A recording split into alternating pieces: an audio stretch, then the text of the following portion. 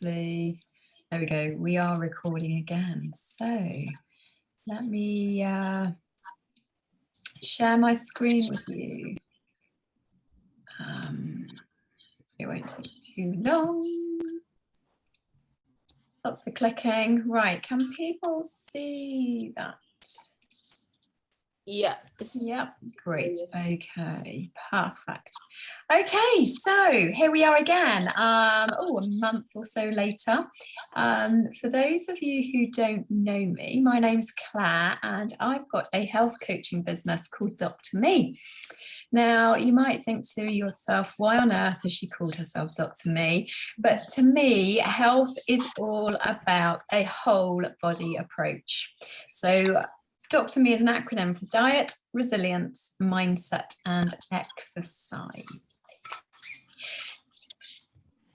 People often associate health with what we eat. And last month we looked at how, what, when, where, who, with to eat. So we covered an awful lot of scientific research as well as practical solutions to what you should eat to get the most out of your diet, because the old analogy of you are what you eat is really very true. If you eat great food, you're going to be energized, you're going to boost your immune system, and your body's going to really work very effectively. If you eat a lot of processed food that's been tampered with chemicals and preservatives and additives and things like that, your body's not going to work as efficiently. Resilience in DRME is all about sleep and how we can really sleep to make ourselves healthy. And we're going to touch on that next time I talk to you. Mindset for the M today is going to be quite a lot about mindset and how we can retrain our brain to help us boost our self-confidence and just basically feel a bit better about ourselves. And then obviously exercise is the element that you're doing in between all of the sessions that I give with you. I'm hoping that I've got access. Let's see whether I can get access at the same time to the chat function. Can't quite remember how to do this because it would be lovely to be able to hear what you say. I can see a few pictures. It's right at the bottom of the screen. So if you just go to the bottom, you'll see participants chat. I can't click on that because I'm on share screen. Oh, there we go. Let me see. I've got it at the top of the screen. Participants 4, new share course. Okay, well, I'll see whether I can find it as and when I ask you to interact. So today, as I've said, we are talking, sorry, I didn't say, I'll go back. We are talking about how to feel good in your own skin. Now, quite a lot of this is to do with our mindset. We are very much shaped by what's going on in our heads. And so today we're going to address what's going on and how we can sort of shift that to really work in our favor. So how can we feel good in our own skin? Well, firstly, we can recognize our emotions. Now, emotional intelligence isn't something that we particularly get taught in schools. It's not something that really gets talked about an awful lot. It's becoming a little bit more wide recognized and well known, but it's not really something that is top of the priority list. And quite often it just gets shunted to the bottom and we don't really vocabularize or talk about how we feel. But we've been built with a range of emotions for survival. So our emotions of fear, of stress, of anger, of disappointment, all of those things have been built within us to avoid dangerous situations. And on the reverse side of that, feelings of happiness, of joy, of love, of all of those things have been built to enable us to be part of a tribe and to procreate and create children to carry on the generations in time to come. Now, our emotions show up in different ways. Quite often, negative emotions are associated with stress and just we get a feeling within us, and it's that feeling that we really need to try and recognize. Now, as I've already said, stress and anger, they're not bad things. They're not they're not bad at all. We've been built to have them so that we don't put ourselves into these dangerous situations. But unfortunately, going back to our caveman ancestors who were stressed when they were faced with a lion, the stress we face today is incredibly different. But the way in which our bodies react is exactly the same. So when we get stressed out, our, excuse me, our digestion decreases because all the blood is flowing to the muscles to enable us to run away from whatever it is that's causing us stress. Our eyes make much closer focus because they need to be able to concentrate on where they're going. As I've said, all the muscles get all the blood so that we can run away faster. And in which case that makes our heart beat that much quicker and our breathing rate increase so that we can respond appropriately. So we've been built with these emotions for survival, and we all have different feelings from time to time. So depending on the emotions that we're feeling, that corresponds to how we are feeling. Different times of day, different days of the week, different months of the year, we all get different feelings. And that differs from one person to the next. So it might be one day that you're really happy and jubilant and joyous because something outside of work has been great. And you go in and your colleague's really miserable and down. And so their feelings are going to be incredibly different to those which you're feeling. So to try and highlight this a little bit, what I'm going to do is I'm going to hopefully play a piece of music. And what I'd like you to do is with the piece of music that's playing, in the text, I would like you just to write down what emotions it makes you feel from listening to this piece of music. Let's give this a go.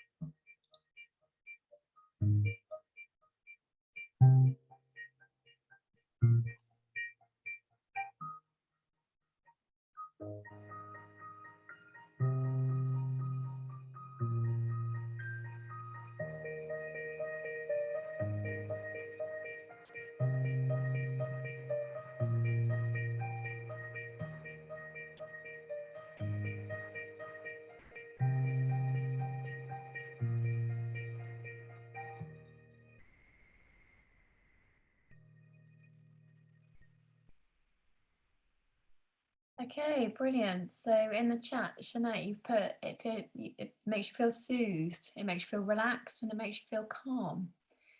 Now, it would be very interesting to see if you listen to that piece of music, perhaps whilst you just walked in the door 10 minutes ago, whether you were feeling those same emotions or whether some of that quick beat would made you feel frantic and rushed and anxious that you weren't going to make it in time.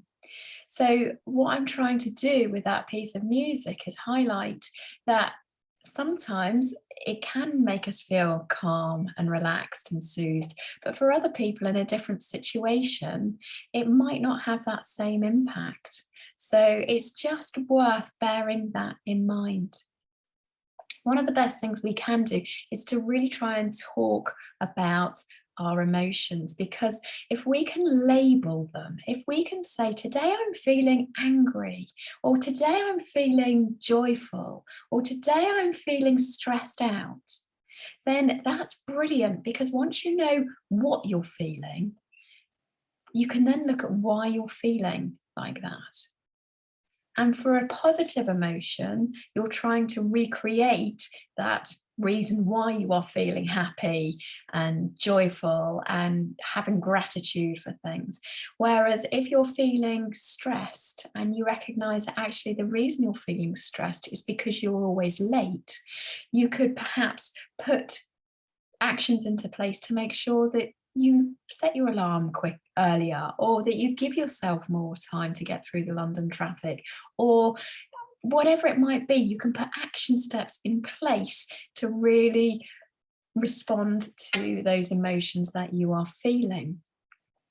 So being able to recognize your emotions helps you be a bit more comfortable with who you are and what it is that you stand for. So I'll try to move on. Oh gosh, no, I don't want that. Right, there we go. So the second thing I'd like to talk to you tonight is to talk to yourself kindly. Now, as I've just said, we have these feelings. And what I didn't say is that these feelings that we feel, so those relaxed, those calm, those on the flip side of that, the stress, the anxiety, the sadness, those are all related to the stories that we tell ourselves. And the stories that we tell ourselves come from inside of us. Now, we have over 70,000 thoughts a day. That's quite a lot of thoughts, isn't it? Now, what happens is with the thoughts that we have, we start to tell ourselves stories and we start to make things up. If you witnessed an event at the same time as somebody else witnessed exactly the same event, it's been guaranteed that you wouldn't retell the story in the same way. Some of the key points might be the same. So let's say you were witnessing a burglary. Some of the key points, i.e. how many burglars they were, or where you were, or which direction they came from, those bits might be fairly accurate. But all the surrounding details around that burglary that you witness is going to be different to what the next person has experienced and retells to the policeman.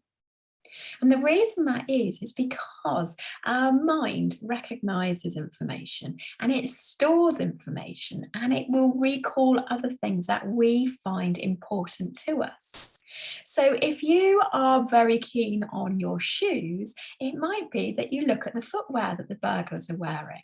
Whereas to other people, that wouldn't be the first thing that they notice. It might be how many bags they've got, or it might be their vehicle. If you have an interest in cars, you might be able to recognize the logo of the badge of the car that they get away in. So we all recall things very differently. What we tend to think is once we start telling ourselves stories, and these can be either positive stories or negative stories, we use something called confirmation bias in order to almost confirm that those stories are true.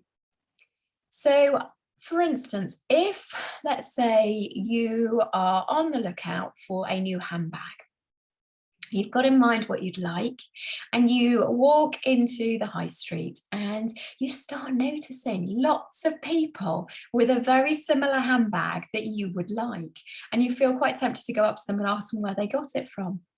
But 2 weeks ago, before you decided you wanted that handbag, you wouldn't even bother thinking about or noticing all these other ladies in the high street that have got the bag that you want. I'll give you another example. If you are thinking about buying a house, now you would probably go on the same route every day and not notice all the for sale signs along a specific road. But once you start thinking in your head, I want to buy a house, and even more specifically, if you go and visit the area in which you want to buy that house, you will take notice of every single house that has got a for sale sign outside. And every time we start noticing that, it just reconfirms what we're looking for. This isn't just a physical thing, this isn't just a visual thing, but if you are telling yourself a story of, Claire, you're not very attractive, or Claire, you've really let yourself go and you've put on weight, and every direction you look at yourself, you just don't fit into your clothes very well anymore. Oh, Claire, you're such a failure. You always fail. You never, ever succeed at anything that you start. If I keep telling myself these stories, my brain actively looks for things that confirms what I'm telling myself. So it's really, really important to talk to yourself nicely. Now, quite often we don't think too much about the way we talk to ourselves because it's all happening internally. We don't end up having, or lots of people don't end up having a conversation with their internal dialogue. Some people do. Some people even name their internal dialogue. I've come across that before. But that's not everyone. And sometimes we're almost too busy with life, with everything else that's going on, just to stop, just to reflect on what is going on inside our grey matter. But it's really, really important. There's something within our brains called neurogenesis, and what happens is our brains fire electrical signals across a gap, and that allows our thought processes to happen. Now, our brains like to work in the easiest way possible. So when we start using one way, or when we start thinking in a certain way, we strengthen. The more times we send a signal across this gap, we strengthen that bond.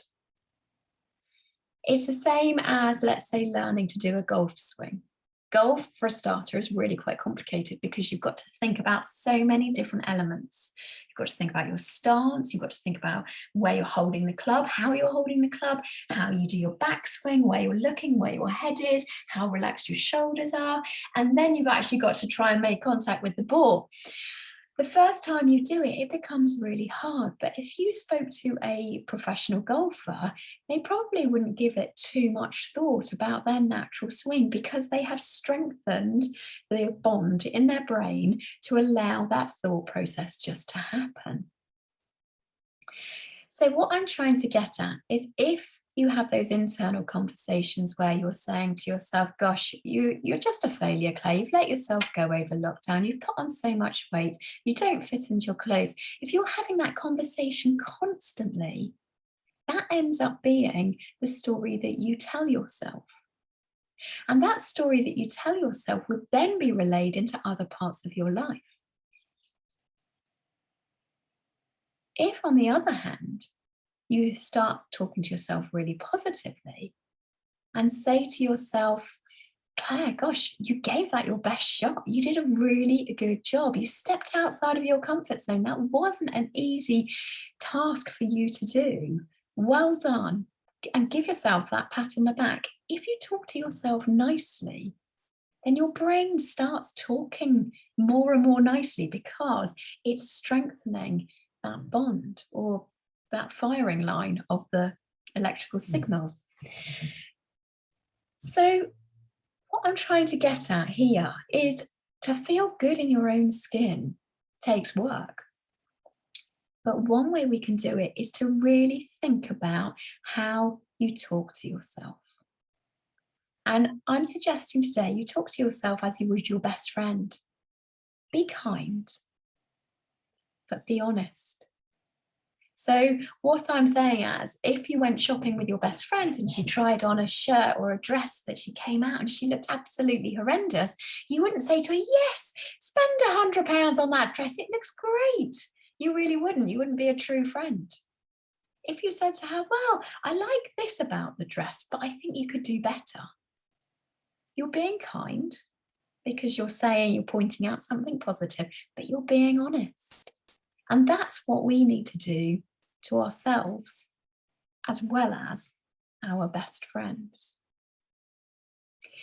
So in the chat, what I'd like you to do is, on a scale of 1 to 10, 1 being terribly, 10 being amazingly, think about your internal dialogue for a minute and see where you would place yourself along that continuum. So would you give yourself a 1, I'm really mean and nasty to myself the whole time? Or would you give yourself a 10, where you're always really kind and really honest to yourself? What would you give yourself?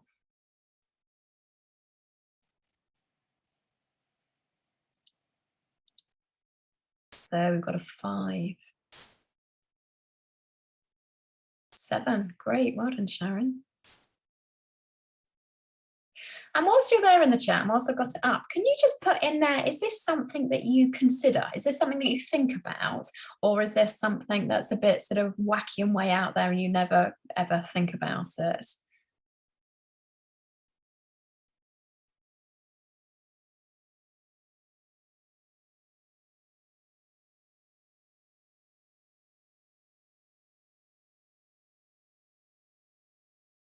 Yeah, so never thought, but do it naturally. Not really. So what I'd like you to do today is, after this talk, is just take note. Because feeling good in your own skin is partly knowing who you are and how you operate best. And it's about listening to you, to yourself. That might be in terms of listening to yourself that you're hungry, or listening to yourself that you're tired. But another thing that often gets passed by is listening to how we're actually feeling. And feelings are just a bit like, let's say, a phone call. So if we ignore the feeling, if we ignore the phone, it eventually goes away for a little bit. But you don't get to deal with what it was that the person wanted on the other end of the phone. And so it just escalates and gets worse and gets worse and gets worse. And eventually, when you do listen to that phone ring and you pick it up, it's going to be a lot worse to deal with much further down the line than it is if you just listen initially, take stock, and then take action. So feeling good in your own skin is about listening to your body, listening to your feelings and your emotions, and responding accordingly. Moving on. So what we're going to do, or talk about now, is being mindful and living in the now. Now, mindfulness is something that is bandied around quite a lot at the moment. Being mindful basically means knowing what's going on in and around you, right here, right now. So living consciously in the moment. So when we talk about being mindful, it's about stopping to work out where you are. And sometimes it's about working out where you want to be and how you're going to move from where you currently are to where you want to be. But we'll talk about a little bit more about that in a minute. Being mindful happens in so many different ways. We can be mindful in our breathing. We can be mindful in our sitting. We can be mindful when we eat. We talked about that a little bit last time. We can be mindful when we walk. We can just be mindful in meditation. Whatever it is we can do, or whatever it is we do, we can be mindful. Even washing the dishes, we can wash the dishes mindfully and think about why you're doing it. How hot's the water? Is that water going to kill the germs? Is it nice to have nice clean dishes every time you go and cook or serve up your dinner? Absolutely. Instead of washing them up cross that you're having to wash up just yet again. If we can be mindful and live in the moment, that's the best place to be. Because the past's already happened and we can't change what's happened. And the future is all about the unknown. Although so much of our thought processes are focused on what's happening next. I know I'm quite, I'm trying to think of the word here. I do this quite a lot in that I'm looking forward and planning. I'm a planner. I like lists. I like to know what's going on. And quite often I'll be doing something and I'll already be thinking, oh, what's next? But actually, the times that I'm happiest and the times that I get most out of life are those times where I'm actually aware of what's going on. Now, I love to run. I love to go out into Richmond Park and I love to pound the paths. And for me, that's a real time for me. I don't run because I want to be strong and fit. That's a byproduct, which is always positive. I don't run to try and be thin. I run to have that headspace, to have that me time, and to celebrate the fact that I can run. When I was at university, unfortunately, I got quite poorly with ME, or chronic fatigue syndrome. And I went from being quite a high level sportswoman to having to crawl up the stairs to go to bed because I was so tired I couldn't walk. And this was really awful for me. It was hugely debilitating and just terrible. I know what it feels like not to have a body that works properly for you. But I've tried to turn that around. And yes, the next couple of years of my life were pretty horrible, trying to recover, trying to get my life back on track. But I've learned an awful lot. And now I see that running is a way that I can celebrate having a body that works for me. And for years and years and years, I said to myself, I used to put limits on myself and say, oh, Claire, you'll never manage to do a half marathon, or don't even dream about trying to enter into a marathon because it would just make you poorly again. But this was a story that I was telling myself. Never once had a doctor said to me, Claire, if you train for a half marathon, you'll get ill again. Never. That was just a block I put on myself, and that was a belief that I'd had. And now that belief's gone. I've run multiple half marathons. I did apply for the London Marathon this year, but I didn't get a place along with lots and lots of other people. But that's by the by. I've now got over that because I love to run. Now, I know running's not for everyone. It might be doing a Zumba class. It might be going for a walk. It might be doing archery.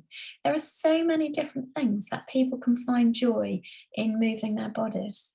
And there isn't a one size fits all, and there isn't a one solution for that. But if you can do that exercise and do it mindfully, then you get so much more out of it. I heard a quote a little while ago, and it was a professor talking about kindness and happiness. And he said, I really like to get in the car and drive. And I was like, okay, why is this? He said, I like to get in the car because it gives me that opportunity to be kind to people.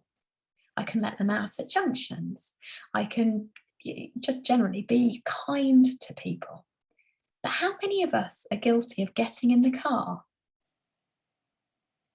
at home, going on autopilot and driving to where we need to be, the same route, the same way, and getting to wherever it is we're going, let's say work, for example, and we've got no idea what happened over the last period of 10, 15, 20, half an hour.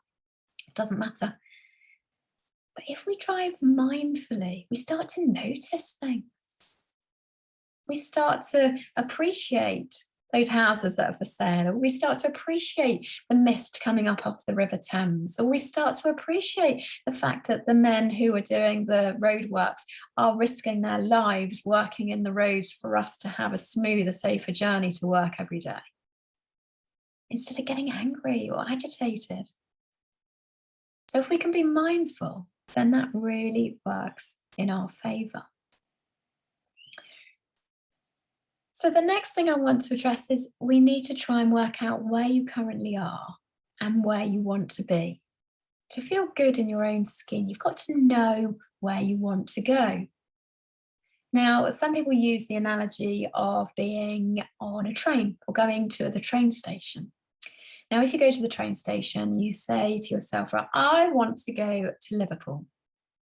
Don't know why Liverpool, I've just plucked it out of the hat. I would like to go to Liverpool today, and therefore I need a train ticket to Liverpool. Then that's what you do. You work out where you are.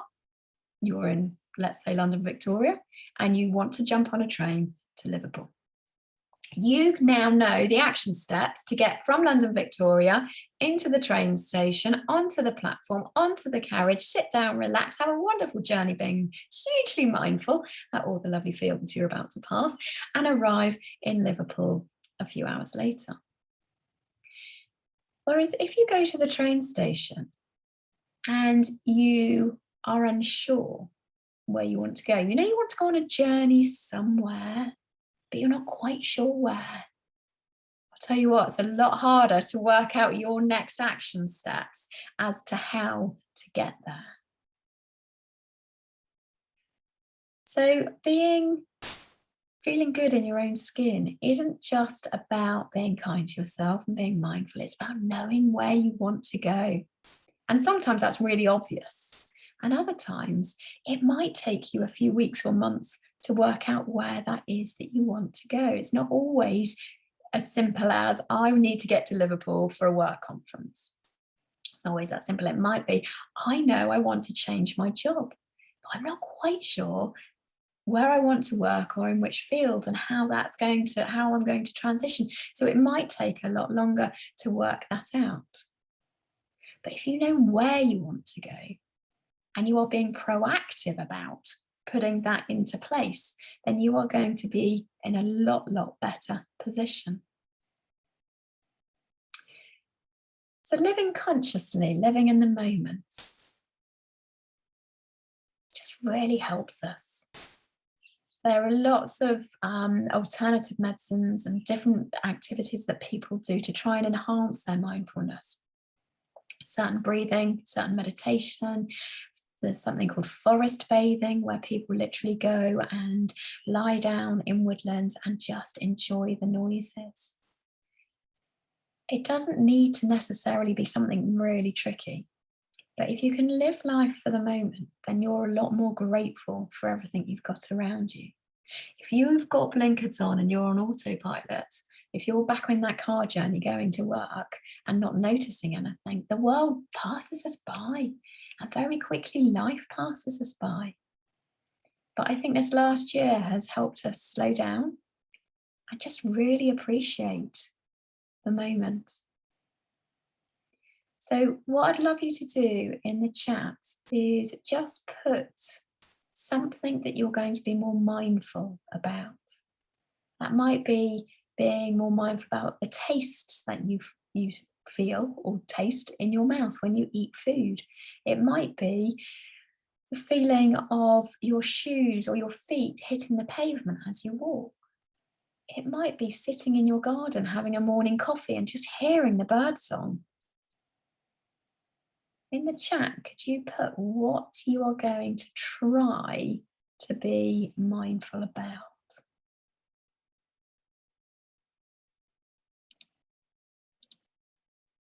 Driving to work, great.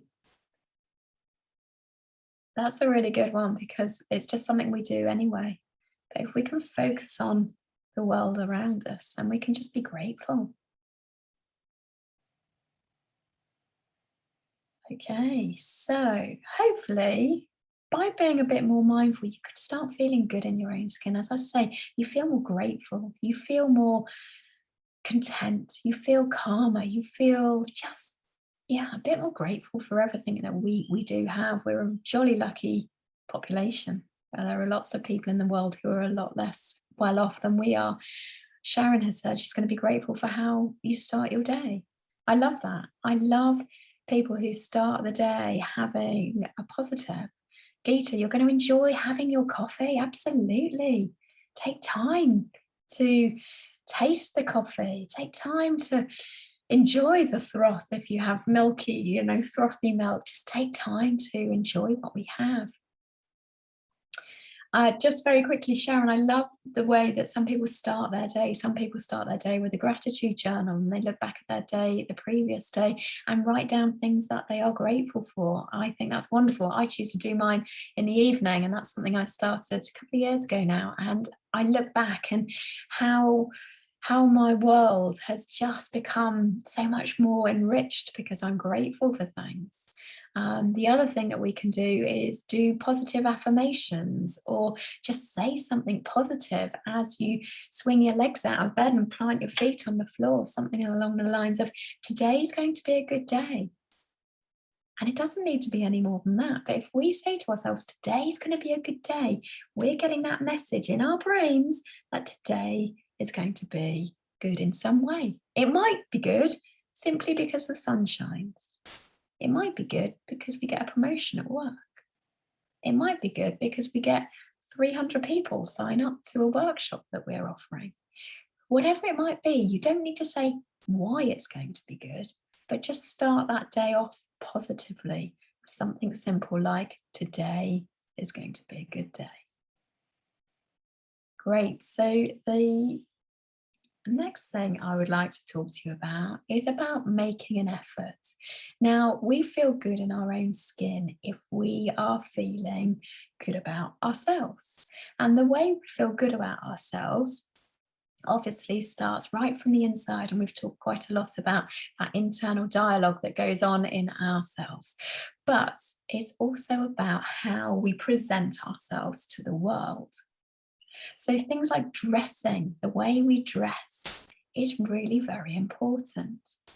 I don't know about you, but I suppose I've been a PE teacher for many years and I had to wear tracksuits all the time. And people often say to me, "Oh, Claire, you always dress really nicely."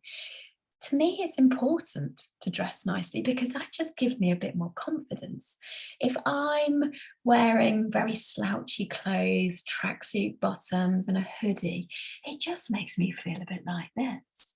Whereas if I know that I've put a nice top on and I've got I just feel good about what I'm wearing, I portray myself so much more confidently. So I've got a story, and one of my clients had a really important meeting. Now, bearing in mind, she is in the Army Reserves and she was in a very high powered meeting and she didn't think it was going to go that well. Bearing in mind, the army is obviously very male dominated, and sometimes females feel as though their input isn't very well recognized or acknowledged. She wanted to get her voice across in this meeting, so she was thinking of ways in which she could boost her confidence. That morning, she got up, she popped on matching leopard print knickers and bra, which made her feel invincible. And she went to this meeting. Nobody else knew what underwear she was wearing, but she knew. And she managed to get across her opinion and get the men in that room to listen to what she had to say. Now, I don't know what the outcome would have been if she'd just put on her gold standard, not matching, not well-fitting underwear. But I believe that actually the way we dress, the way we present ourselves makes a huge, huge difference. One thing I would recommend to any lady, well, anybody actually, is having your colours done. So before I got married, testing me now, 16 years ago, my mum and I went to a colour specialist with a company, to a lady who did our colours.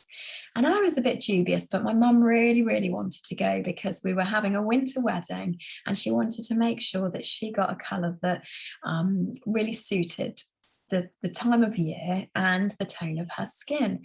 So off we tottered to Cheltenham and we had our colours done.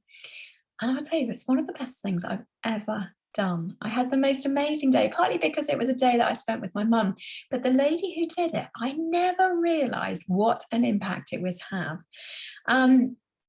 She held up swatches, swatch after swatch after swatch of different colours, and it was incredible to see the colours that I suited. And then after I'd had my colours done, I went back to my wardrobe and I was holding out items of clothing, think, I never wear that.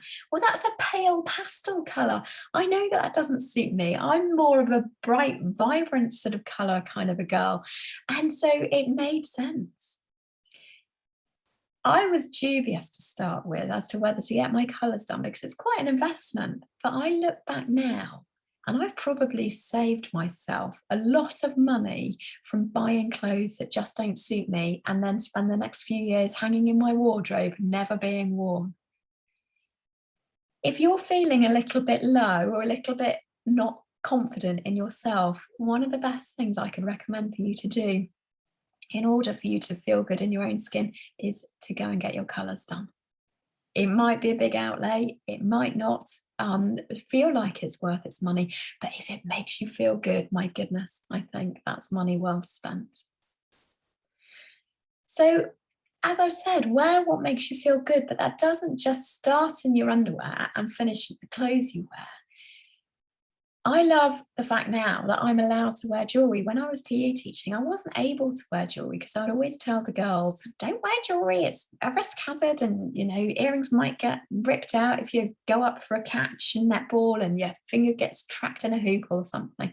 So I've always tried to practice what I preach. So I used to work and not wear any jewelry. And now I love the fact that I've got free reign. And yes, I can wear small studs if I want to. But on another day, my goodness, the world's my oyster. I can wear really lovely big dangly earrings. And it depends on what I'm wearing. And it depends a little bit on how I'm feeling as well. You might want to do your hair particularly nicely if you're going into a situation that you don't necessarily feel most confident with. You might do your makeup differently. You might just very simply put a squirt of perfume on. Now, I'm not saying that to feel good about yourself, you've got to be immaculate all of the time, far from it.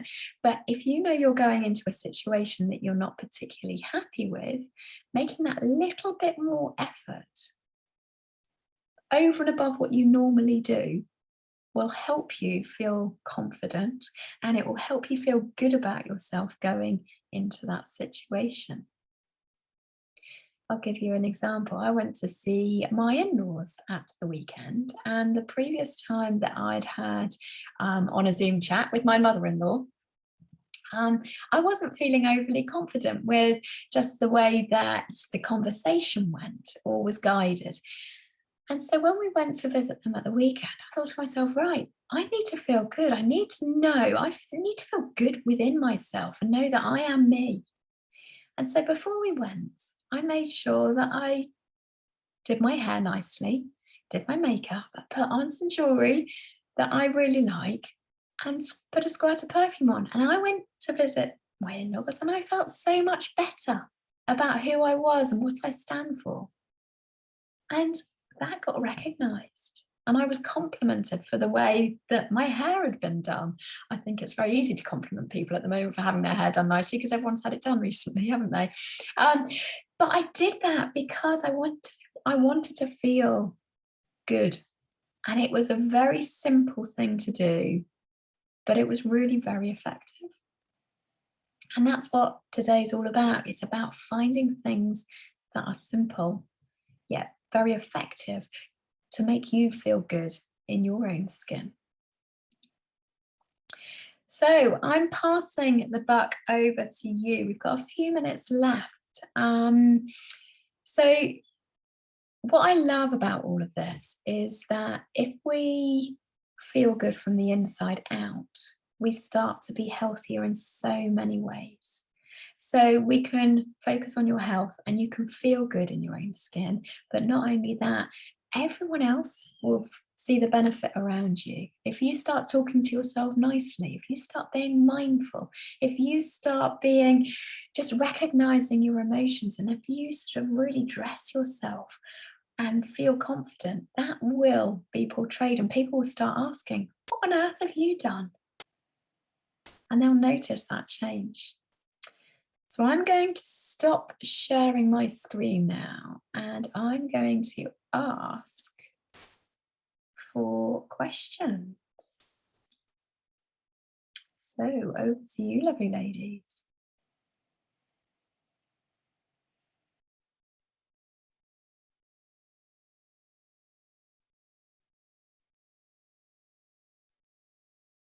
Take yourself off mute if you won't. Don't worry about using the chat. Just ask, and let's have a conversation the old-fashioned way.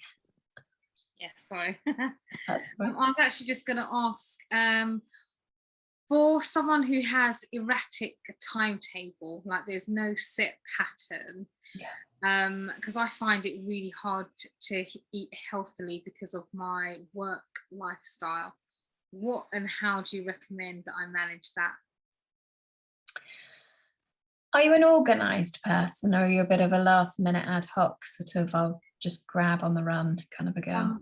I'm organised when it comes to work, but my personal stuff is unorganised. Right. So it sounds to me as though you need to sort that out, and you need to start shifting your priority. Your work priority is really high, which is great, Yeah. but then you need to shift your self-care priority to an equal level. Now, if you eat well, if you are organized, then you are going to work that much better. You're going to be able to concentrate, you're going to be able to focus, you're going to be able to make sure that you deliver to the best of your ability. So actually, whereas you might see self-care at the moment as a bit of a nice to have, actually it is a necessity for you to be able to thrive.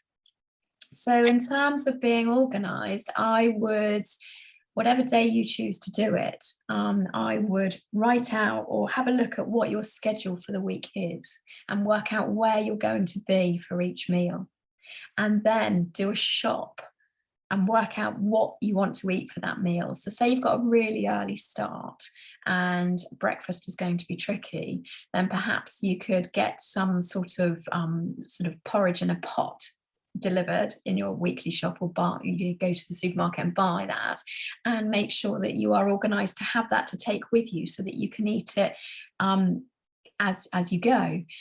In terms of lunches, just always have bits and pieces. I knew that tonight I was going to be eating a lot later than normal, so about 6 o'clock I peeled a carrot and I was just having carrot and hummus sticks just to keep me going until I had my dinner, because I didn't want my tummy rumbling too loud. So it's about being organized, it's about planning where you're going to be and what the food's going to be like. It might be that at the weekends, if you have, do you work weekends? Work every single day. Every single day. So it might be that in some time where you get longer than normal, you might do some bulk cooking. Or it might be that one day, if you cooked yourself, let's say a chili con carne or a vegetable chili, that instead of making just the portion you're going to eat that day, it doesn't take much to make a portion for 4 people or for 8 people, and then you freeze the leftovers so that on those busy days before you go to work, you can get that chili out your freezer, and the only thing you've got to do is cook the rice or stick it in a wrap when you get home. So you know that you're going to be eating home cooked, wholesome food that's going to be doing you the absolute best in terms of giving you the most energy, providing you with the best immunity, and allowing all the other processes to help. It's definitely shifting that focus, isn't it? Because I do look at it as, oh, I'll just grab something, I need to be here, or I'm running late, let me just worry about it when I get to work. And then you never really do, and then you end up going to the sweet shop and just getting something just to tide you over. Yeah, I mean, it's a huge shift, and that's something that so many people are guilty of. But if you look at it in a positive way, that actually by fueling your body, you're going to be doing a better job. Like if you're fueling your body with food that and eating, cooking healthily it's not hard work, and it's not always time consuming. I think that it's a bit like decorating. It's about being prepared. So for me, whenever I paint a wall, it always amazes me how long it takes to prepare the wall for painting, in terms of we're supposed to clean it, and then you put the masking tape around the edges, you get your paintbrush, you put your mat down, and by that time you're like, oh my gosh, this is taking forever.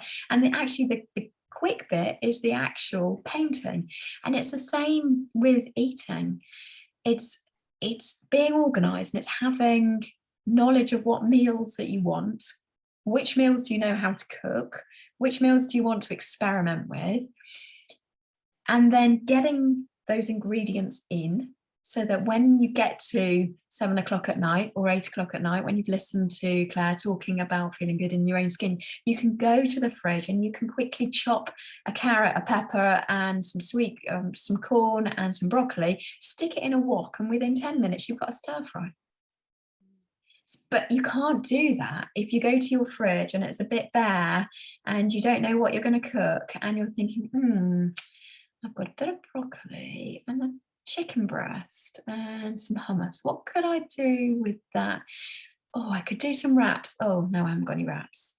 So to eliminate that thought process all the time, it's about that organisation. Does that help? It does. yeah, it's definitely a mind shift for me, and that's something that I need to work on personally for sure. Yeah, I mean, I've got a weekly meal planner that I've created. If you'd like me to, I'll send it to you if you think that would help. Yeah, no, And I just love print it that. out, and then just each day try and work out where you're going to be, and try not to give yourself that excuse of I'm too busy, because we've all got 24 hours in a day. Yes, we need to give 7 to 9 hours of that to sleep. So we all have, roughly the same amount of time. It just depends where our priorities are. Yeah. And if your priority is to work well, then surely you've got to fuel your body in the most efficient way. Yeah. And what do you think of like replacement meals, like shakes and stuff like that? What's your view on those things? I think they've got a time and a place, but I don't think anything beats eating food in its most natural form possible. So what happens with shakes and things is they sort of yes, you get all the goodness. If let's say you're making a smoothie, you're putting in, let's say, blueberries and banana and some chia seeds and some milk and then a bit of honey to add some sweetness. Yeah, you've got all those good things. But what happens is, because you're blending it down, it's missing a phase of the digestion. So it doesn't keep you full for as long. So yes, you'll be getting the nutrients that you would if you were ordinarily, let's say, eating that banana or eating those blueberries. You're getting the same nutrients. But what happens is it passes through your stomach that much quicker because your stomach's not having to break it all down. And so what happens is you get hungry quicker. And so because you get hungry quicker, you eat more. Yeah. So yes, smoothies have their time and their place. Yes, shakes have their time and their place. But I honestly, I try and encourage my clients to eat food in whatever form that is. If it's plant-based, if it's fruit, veg, nuts and seeds, if it's whatever, meat, whatever it is, try and eat it in its most natural form possible, because that's where it's less tampered, and that's how our digestive system has been able to, or has been created. Does that make sense? Makes perfect sense. Our caveman ancestors didn't have access to smoothie machines and protein shakes. So I always try and relate everything back to our caveman ancestors, because quite frankly, we were designed to live a life like them, and just through modernization, industrialization, everything that's happened, we're now living a life that would be alien to them. Yet we need to try and keep it as much in tune with what they were like. So we're eating far more calories than they ever did. We're exercising. I think they used to walk on average 15 miles a day. It's been recognized. Now, for some people, we struggle to get a few thousand steps, let alone 15 miles. That's a long way a day. So it's just trying to go back to the basics, if that makes sense. Yeah, no, that's been really helpful. Thank you. Good. Anybody else got any questions? Anything health related?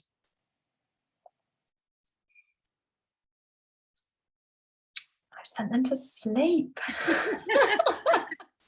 It's the sound of your voice.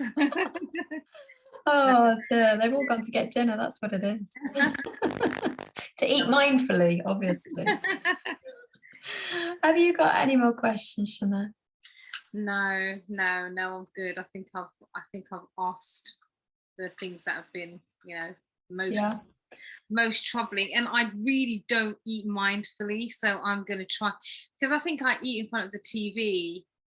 I lose that kind of sitting there enjoying the meal, and I just literally just eat because I'm hungry, not to enjoy it. So I actually don't remember the last time I actually sat down and really thought, oh, this is nicely seasoned. This is, I don't remember really enjoying the meal. So that's probably something that I'll try and change. It's been scientifically proven that people who eat mindfully put on less weight than people that eat non-mindfully, because you're putting so much more thought into the process that you're going through, the sort of the taste, the texture, the enjoyment elements of it. And also, because you're doing that, you generally take more time to chew and digest the food and things. And also you stop eating a lot sooner. Whereas if you mindlessly eat, if you're eating in front of the TV and you plate yourself a big plate of food, you just gobble it all until it's all gone. And then you just think, oh my gosh, I've eaten far too much. Yeah. Whereas if you're thinking about what you're eating, you might not finish that plate full of food and go, do you know what? I don't need that now. I'm full. Yeah. I'll save that and take it for my lunch tomorrow. Yeah. No, definitely. That's definitely something that I need to learn to do, which I just haven't mastered that yet. Because I just I've come in now and I'm just starving. Yeah. Thinking, what's in the fridge kind of thing, and I'll try whatever it is that I eat, I'll try and be mindful today. Right. And it's about taking small steps and being kind to yourself. You're not going to change things overnight. Yeah. No one changes things overnight. But if you can start implementing some of these small steps, and it's just going to benefit you. Thank you.